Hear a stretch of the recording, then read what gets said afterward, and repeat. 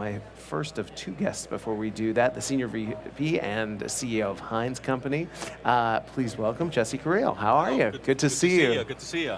Tell me what you've been doing over at Hines recently, and you also have a couple of very interesting volunteer projects as well. So tell me what's going on with you. From a business perspective, just a lot of excitement around the newer technologies that we're seeing here at the conference. What are you seeing that's lighting you up? The advancements in the leasing side. I think all of us were looking for those applications that would really leverage the mobile technologies. And so some of these organizations here, some of these startups, are really coming in and taking a look at it and thinking mobile first. And I think that's exciting for a lot of us that have been around in real estate for a long time, just to be able to leverage that newer technology. What's different at Hines than if I looked at you now versus 5 years ago? What's different about you as a company? I think it's the attitude around being a little bit more of a leader in technology. I think Hines is a almost 60-year-old company, and so it's been a little bit more conservative around technology. But the last 3 to 5 years, with the evolution of some of these new products, I think we're starting to take a look at it and trying to be more of a leader in some of these What are some of those technologies that you've been adopting? From a name perspective, View the Space. From a leasing perspective, that's a tool that we're rolling out right now, and very excited about it. We're one of the early adopters to the Argus Enterprise upgrade, and so we're pretty excited about that. I happen to participate on the advisory council, so it's nice to see what they're doing from a roadmap perspective as well. Fantastic. Personally, you have a commitment to science and technology education. Can you talk about that? Sure. I come from a very tough background, growing up with a single mom, and then growing up in a very poor neighborhood. And Where so did I'm you always grow up? I grew up in San Antonio. San Antonio, Texas. Texas and the Barrios, yeah. And so whenever now that I'm in the role I'm at, I'm always looking for how can I help students in those kind of communities. And so I found a couple of organizations in Houston that target the high school and the middle school, from a STEM perspective, to trying to get them interested in science, technology, engineering, and math. And so I think as IT leaders, we're always talking about what's the next generation, who is the next leader, who's the next IT, and being able to reach into these neighborhoods where some of these kids maybe are not thinking about college. They're thinking about just surviving high school and getting out of high school. But to be able to go in there and show them that there is an opportunity in science, technology, engineering, math beyond high school, and get them excited about college. Many of these kids, they don't have parents that went to college, or they may be the first student that might be going to college. So it's exciting to go back and kind of show them what's possible with these organizations. And has it made a difference?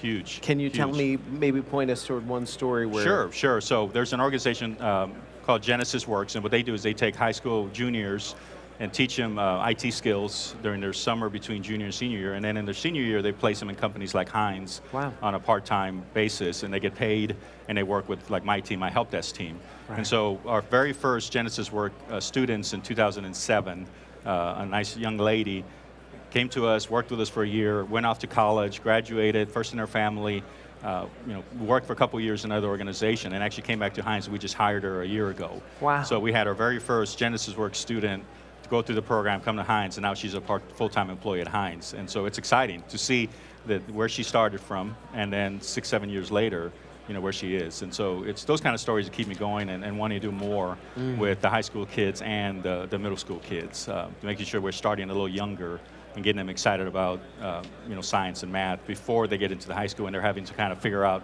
what they're going to do for the rest of their lives. Yeah, because it feels like at certain ages, women stop thinking they can do it.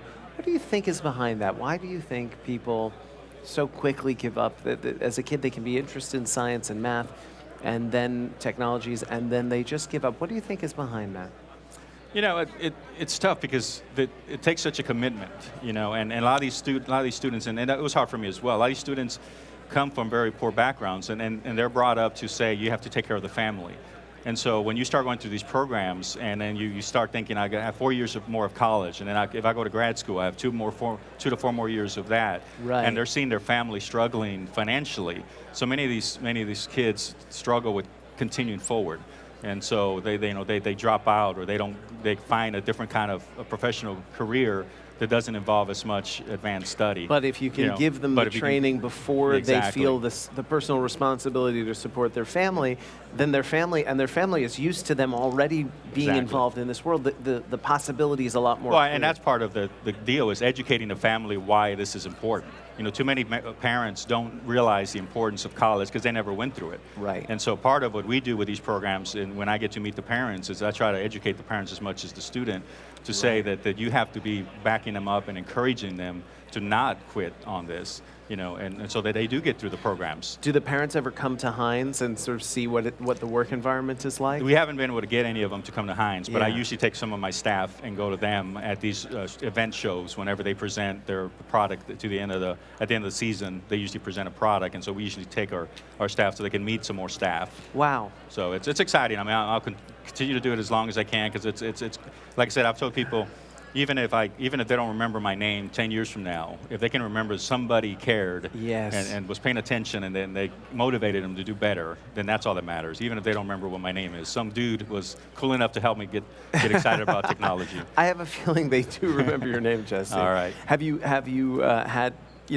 a thank you note sent to you from college? Oh yeah. And again, we try to stay plugged in with the alumni as well. So we have actually one of the alumni going part-time to college and working with us as well. And so we try to make sure that we keep up with them as much as we can, just to continue to encourage them, because it's too easy to get to college and then you get the pressures of college and then it's hard to continue. And so we, as someone that worked with them as high school students, we want to work with them as college students as well and keep them going through the trajectory. I'm sure there are people who are here, at both online and at the conference, who would love to do this type of thing, to encourage people, to be a light, to be a beacon, but they wouldn't have the slightest idea of how to start going about it. What would you say to them? Well, I think part of it is you have to have the backing of your leadership, your boss, right? So for me, the first thing I did was to go to my boss and say, I want to do this and it's very important to me. So knowing that I'm going to have to leave for half a day or spend time away from the office. I think so that's the first step, is you got to make sure you have that backing and that support. And then there's so many organizations in each city. I mean, Genesis Works is in DC, Minneapolis, Houston, San Francisco. So they're out there. You just have to find them, look for them, and also be plugged into your local organization. So for example, I'm in the Society of Information Management Houston chapter. So we meet once a month, 200 or 300 of us, and we talk about these kind of organizations and try to encourage each other to participate. But it's important to have the backing of your organization. And Hines has been great to me. My boss has been great to me, allowing me to do these kind of things because they're near and dear to my heart. What a wonderful thing to be able to say about. It's just so much fun. Looking around the floor and listening to the keynotes, what are the trends you're seeing emerging in this market? Well, I think we've spoke about some of the general session. Artificial intelligence, data analysis. I mean, I think we're all doing it. We're all trying to do it with our buildings. We try to do it with investment information, financial information. It is intriguing to think that the buildings will be smart enough to almost run themselves. It's almost Terminator scary, to be able to say that with one system can run an entire building or run all the cars in the country. Yeah. So there is a little bit of a kind of apprehension if you start thinking too much around losing a little bit of control. So I think it's a checks and balance, and then you bring in cybersecurity, which is a big topic. One of the things that saved us a little bit on the building side is there are manual overrides, and so when you think about somebody taking down a building, there are enough overrides that you can stop some of that. And so you have to think to yourself, do I ever want to get to a point where I can't override anything? And so it's the fine balance. But AI is definitely intriguing to me and exciting. Has Hines ever had a situation where you went, thank God we could override that?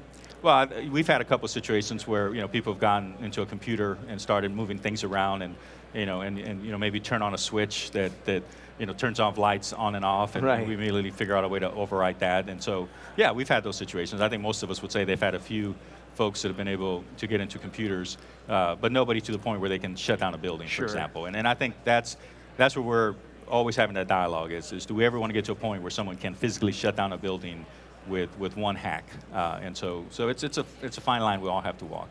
Last thing, what is the future for Hines? Where are you guys heading as a company? Well, we continue to grow. We're in 20 countries now. We're continuing looking at additional countries. Heavy development still. We're doing a lot more with facilities management. So we're looking at those kind of systems and how we can be better there. It's just, when I started 20 years ago, we were in one country, by 1,100 employees. We're now close to 4,000 employees in about 20 countries. So continues to evolve. I've been there 20 years. It gets exciting every year. It feels like a new company every 3 years. So it's pretty fun Jesse, place to be. Thank you so much for being here. And well, I appreciate the opportunity. Being representative for Hines. All right, Jesse thank you. Carrillo, thank you. You. And thanks for the work you're doing with those students